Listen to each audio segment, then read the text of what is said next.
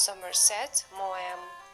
He is considered to be among the most popular writers of the 20th century because his works are characterized by ironic humor, surprising ending, and shrewd understanding of human nature. The world could have never enjoyed his wonderful works, as Maugham studied medicine and qualified as a doctor. He wrote about his experience in his first novel, and its success encouraged him to abandon medicine and devote his life to literature. Today we will read one of his famous short stories, The Luncheon. Somerset Maugham, The Luncheon.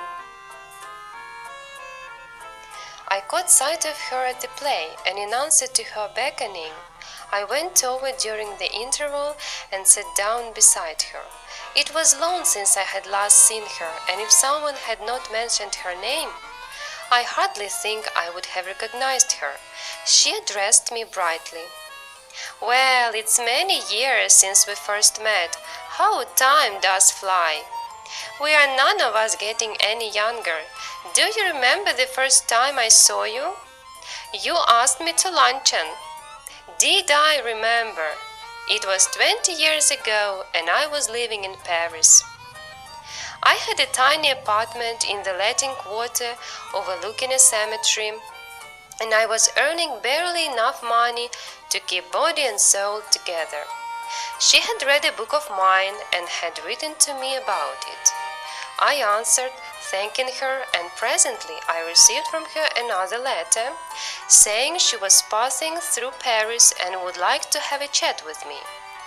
But her time was limited, and the only free moment she had was on the following Thursday. She was spending the morning at the Luxembourg, and would I give her a little luncheon at Fayot's afterwards. Fayot's is a restaurant at which the French senators eat, and it was so far beyond my means that I had never even thought of going there. But I was flattered, and I was too young to have learned to say no to a woman. I had 80 francs, gold francs, to last me the rest of the month. And a modest luncheon should not cost more than 15. If I cut out coffee for the next 2 weeks, I could manage well enough. I answered that I would meet my friend by correspondence at Fayot's on Thursday at 12:30. She was not so young as I expected, and in appearance imposing rather than attractive. She was in fact a woman of 40, and she gave me the impression of having more teeth, white and large and even, than were necessary for any practical purpose. She was talkative, but since she seemed inclined to talk about me, I was prepared to be an attentive listener. I was startled when the bill of fare was brought, for the prices were a great deal higher than I had anticipated. But she reassured me. "I never eat anything for luncheon," she said. "Oh, don't say that," I answered generously. "I never eat more than one thing. I think people eat far too much nowadays. A little fish, perhaps. I wonder if they have any salmon." Well, it was early in the year for salmon, and it was not on the bill of fare. But I asked the waiter if there was any. Yes, a beautiful salmon had just come in. It was the first they had had. I ordered it for my guest. The waiter asked her if she would have something while it was being cooked. "No," she answered, "I never eat more than one thing. Unless you had a little caviar. I never mind caviar." My heart sank a little. I knew I could not afford caviar, but I could not very well tell her that. I told the waiter by all means to bring caviar. For myself, I chose the cheapest dish on the menu, and that was a mutton chop. "I think you are unwise to eat meat," she said.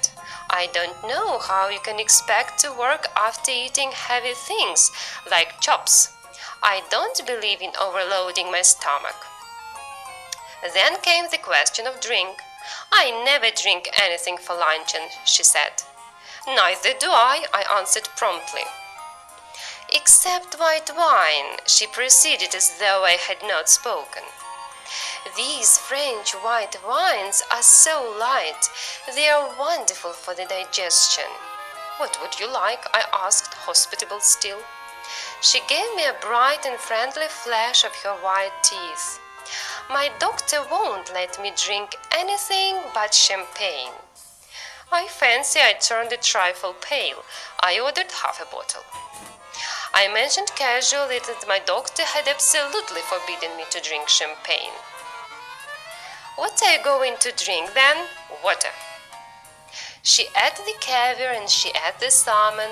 She talked gaily of art and literature and music. But I wondered what the bill would come to. When my mutton chop arrived, she took me quite seriously to task. I see that you are in the habit of eating a heavy luncheon. I'm sure it's a mistake. Why don't you follow my example and just eat one thing? I'm sure you'd feel ever so much better for it. I'm only going to eat one thing, I said as the waiter came again with the bill of fare. She waved him aside with an airy gesture. No, I never eat anything for luncheon. Just a bite. I never want more than that, and I eat that more as an excuse for conversation than anything else. I couldn't possibly eat anything more. Unless they had some of those giant asparagus, I should be sorry to leave Paris without having some of them. My heart sank. I had seen them in the shops and I knew that they were horribly expensive. My mouth had often watered at the sight of them. Madam wants to know if you have any of those giant asparagus, I asked the waiter. I tried with all my might to will him to say no. A happy smile spread over his broad, priest-like face, and he assured me that they had some so large, so splendid, so tender, that it was a marvel.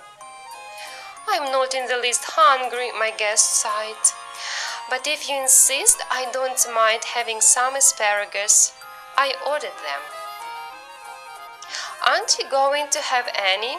No, I never eat asparagus. I know there are people who don't like them. The fact is, you ruin your palate by all the meat you eat. We waited for the asparagus to be cooked. Panic seized me. It was not a question now how much money I should have left over the rest of the month, but whether I had enough to pay the bill.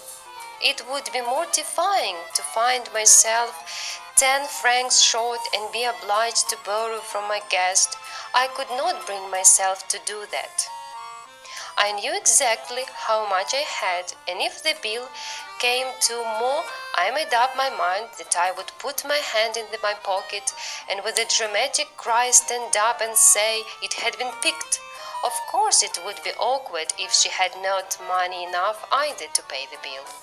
Then the only thing would be to leave my watch and say I would come back and pay later. The asparagus appeared. They were enormous, succulent, and appetizing. I watched the woman thrust them down her throat in large mouthfuls, and in my polite way I discoursed on the condition of the drama in the balcons. At last she finished. Coffee, I said. Yes, just an ice cream and coffee, she answered. I was past caring now, so I gave the following order. Coffee for myself and an ice cream and coffee for her. You know, there is one thing I thoroughly believe in, she said as she ate the ice cream. One should always get up from a meal feeling one could eat a little more. Are you still hungry? I asked faintly. Oh no, I'm not hungry. You see, I don't eat luncheon. I have a cup of coffee in the morning and then dinner, but I never eat more than one thing for luncheon. I was speaking for you. Oh, I see. Then a terrible thing happened. While we were waiting for the coffee, the head waiter came up to us bearing a large basket full of huge peaches. They had the blush of an innocent girl. They had the rich tone of an Italian landscape. But surely peaches were not in season then. Lord knew what they cost.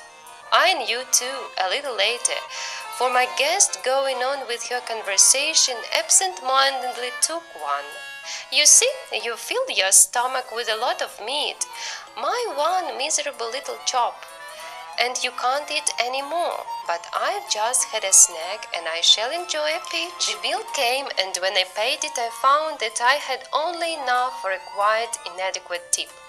Her eyes rested for an instant on the 3 francs I left for the waiter, and I knew that she thought me mean. But when I walked out of the restaurant I had the whole month before me and not a penny in my pocket. Follow my example, she said as we shook hands, and never eat more than one thing for luncheon. I'll do better than that, I retorted. I'll eat nothing for dinner tonight. Humorist, she cried gaily, jumping into a cab.